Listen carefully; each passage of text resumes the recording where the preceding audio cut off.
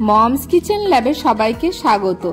রোজ বিকেলে চায়ের সাথে কি হেলদি স্ন্যাক খাবেন বা বাচ্চাকে নিত্য নতুন কি হেলদি খাবার দেবেন, এইগুলো ভাবতে ভাবতে ক্লান্ত হয়ে গেছেন?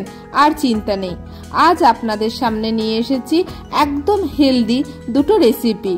এদের উৎপত্তি বাংলায় না হলেও বাঙালি স্বাদের সাথে এর যথেষ্ট সামঞ্জস্য আছে। তবে চলুন কথা না বাড়িয়ে শুরু করা যাক আজকের রেসিপি। আজ প্রথমেই আপনাদের সাথে শেয়ার করব গুজরাটের ভীষণ পপুলার একটা স্ন্যাক আইটেম রসওয়ালা ধোকলা।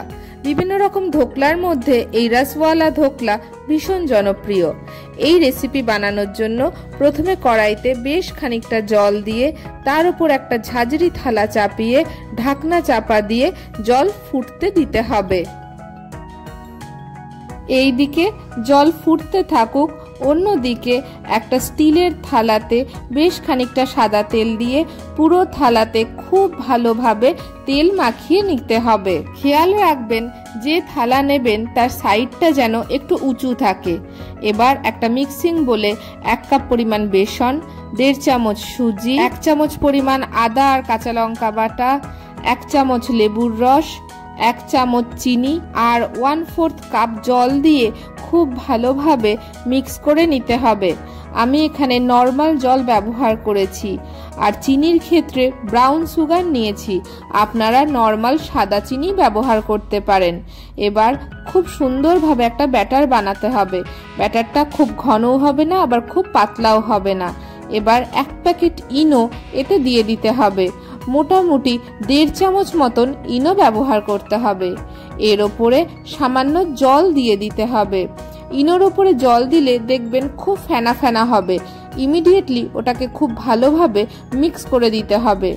মিক্স করার পরে দেখবেন ব্যাটারটা কিরকম ভাবে ফুলে উঠছে।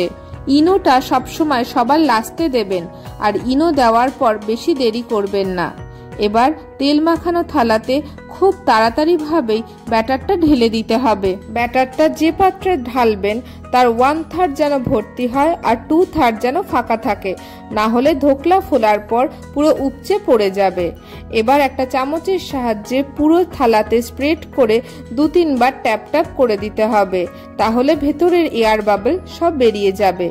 এবার কড়াইয়ের ঢাকনা খুললেই দেখবেন কি পরিমাণ ভেপার বেরোচ্ছে।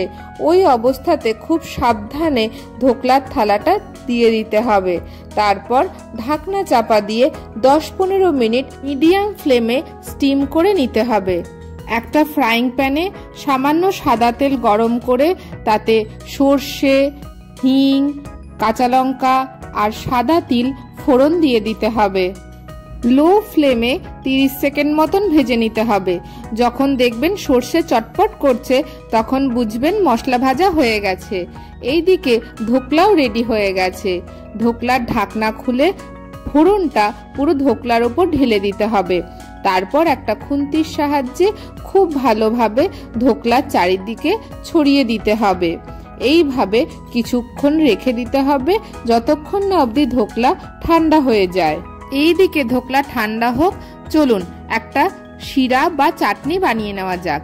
এর জন্য কড়াইতে সাদা তেল গরম করে তাতে শুকনো লঙ্কা ফোড়ন দিয়ে দিতে হবে। এরপর এতে সর্ষে, কারি পাতা ফোড়ন দিয়ে 30 সেকেন্ড মতন ভেজে নিতে হবে। সবশেষে সামান্য হিং দিয়ে একটু নাড়াচাড়া করে 2 কাপ পরিমাণ জল দিয়ে দিতে হবে। তারপর এতে লঙ্কার গুঁড়ো আর সামান্য হলুদ দিয়ে খুব ভালোভাবে মিশিয়ে ফুটে ওঠা অবধি অপেক্ষা করতে হবে। তারপর এতে 3 টেবিল চামচ পরিমাণ চিনি দিয়ে দিতে হবে।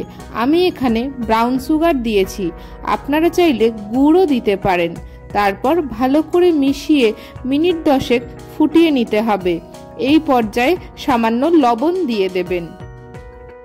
এইদিকে রস তৈরি হতে থাকুক। চলুন, ধোকলা ঠান্ডা হয়ে গেছে, এবার কেটে নিতে হবে। প্রথমে একটা ছুরির সাহায্যে থালার থেকে ধোকলা ছাড়িয়ে নিতে হবে। তারপর বরফির মতন করে কেটে নিতে হবে। আপনারা চাইলে চৌকো চৌকো করেও কাটতে পারেন। দেখুন ধোকলা কতটা সফট হয়েছে, কাটতে গেলে ভেঙে যাচ্ছে, তাই খুব সাবধানেই কাটবেন। দেখুন কি সুন্দরভাবে কাটা হয়ে গেছে। এবার একটা সার্ভিং প্লেটে সাজিয়ে নিতে হবে। এই দিকে রস ফুটেও ঘন হয়ে গেছে। এবার এতে 3 চামচ লেবুর রস মিশিয়ে দিতে হবে। তারপর সাজিয়ে নেওয়া ধোকলার ওপরে এই চিনির শিরা দিয়ে দিতে হবে। ধোকলা কিন্তু প্রচন্ড পরিমাণে চিনির শিরা টেনে নেয়, তাই যথেষ্ট বেশি করেই চিনির শিরা দিয়ে দেবেন। তৈরি হয়ে গেল রসওয়ালা ধোকলা। বাচ্চাদের টিফিনে খুব সহজেই বানিয়ে দিতে পারেন এই রেসিপি। হলফ করে বলতে পারি বাচ্চারা খুব মজা করেই খাবে। চলুন এবার যাওয়া যাক দ্বিতীয় রান্নায়। এই রান্নাটিও যেমন সুস্বাদু তেমন স্বাস্থ্যকর। এটিও একটি গুজরাটি রেসিপি, এর নাম পান্ডোলি। চলুন দেখে নেওয়া যাক পান্ডোলির রেসিপি। প্রথমে ভেজানো মুগ ডাল বেটে নিতে হবে। আপনারা চাইলে বিউলির ডালও নিতে পারেন। এরপর একটা তড়কা প্যানে জিরা, সর্ষে আর হিং ফোড়ন দিয়ে নিতে হবে। তারপর বাটা ডালে ফোড়নটা তিল সহ ঢেলে দিতে হবে। এবার এতে স্বাদ মতন লবণ দিয়ে দিতে হবে। তারপর আদা আর কাঁচা লঙ্কা বাটা দিয়ে খুব ভালোভাবে মিক্স করে নিতে হবে। আপনারা চাইলে এর মধ্যে সিজনাল যে কোনো শাক দিতে পারেন। শীতকালের দিনে মেথি শাক বা পালং শাক দিয়েও করা যায়, খুব ভালো হয়। এবার একটা বাটিতে সামান্য জল নিয়ে তাতে ইনো দিয়ে দিতে হবে। যখনই দেখবেন ইনো দিয়ে বাবল উঠছে তখন এতে 4-5 চামচ ডাল দিয়ে দিতে হবে। তারপর ভালো করে মিক্স করে নিতে হবে। যতটা পরিমাণ ডাল একবারে ভেপারে দেবেন ততটাই ডাল ইনোর সাথে মিক্স করবেন। এবার একটা তেল মাখানো বাটিতে সমস্ত বাটা ডালটা দিয়ে দিতে হবে। এরপর আবারও ধোকলার মতন ট্যাপ ট্যাপ করে দেবেন। বাটি কিন্তু একদম ভর্তি করবেন না। তারপর স্টিমে দিয়ে ঢাকনা চাপা দিয়ে মিনিট 10 অপেক্ষা করবেন। ফ্লেম কিন্তু মিডিয়াম রাখবেন। একটা সরু টুথপিক ঢুকিয়ে দেখতে পারেন তার গায়ে কিছু লেগে আসছে কিনা। যদি না লেগে আসে বুঝবেন হয়ে গেছে। এবার নাবিয়ে ঠান্ডা হওয়ার জন্য অপেক্ষা করতে হবে। তারপর একটা ছুরির সাহায্যে চারিধার ছাড়িয়ে একটা সার্ভিং প্লেটে নামিয়ে নিতে হবে। তৈরি হয়ে গেল সুস্বাদু ও স্বাস্থ্যকর পান্ডোলি। যেসব বাচ্চারা শাকসবজি খেতে চায় না, এইভাবে শাকসবজি পান্ডোলির ভেতরে লুকিয়ে খাইয়ে দিতে পারেন। এবার ওপর থেকে গ্রিন চাটনি বা সস ছড়িয়ে পরিবেশন করুন। আজকের রেসিপি দুটি কেমন লাগলো কমেন্টে জানাতে ভুলবেন না। এরকম নিত্য নতুন রেসিপি পেতে অবশ্যই মমস কিচেন ল্যাবের সাথে থাকুন। আজকের মতন আসি, দেখা হচ্ছে অন্য কোনো দিন অন্য কোনো নতুন রেসিপির সাথে। ততক্ষণ অবধি সবাই সুস্থ থাকুন, ভালো থাকুন আর দেখতে থাকুন মমস কিচেন ল্যাব।